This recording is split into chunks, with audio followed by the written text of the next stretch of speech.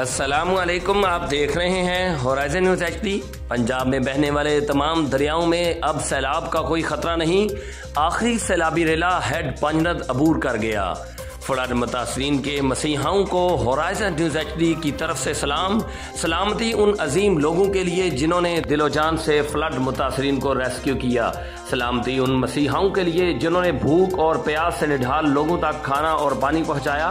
सलामती उन माहिरीन के लिए जिन्होंने सांप के जहर और बीमारियों से तड़पती आवाम को बेहतरीन तिब्बी सहूलियात फराहम की। सलामती उन लोगों के लिए जो मजलूमों की आवाज़ बने और उनके दुखों का मदावा किया। सलामती उन अजीम लोगों के लिए जो अपनी पहचान छुपाकर लोगों की खिदमत में सबसे आगे मौजूद हैं। सलामती उन अजीम शख्सियात के लिए जिनकी तस्वीर हम नहीं लगा सके मगर वो खिदमत में सफ़े अव्वल रहे। आप सब के लिए सलामती सलामती सलामती। अल्लाह आप सबको अजर अजीम अता फरमाए।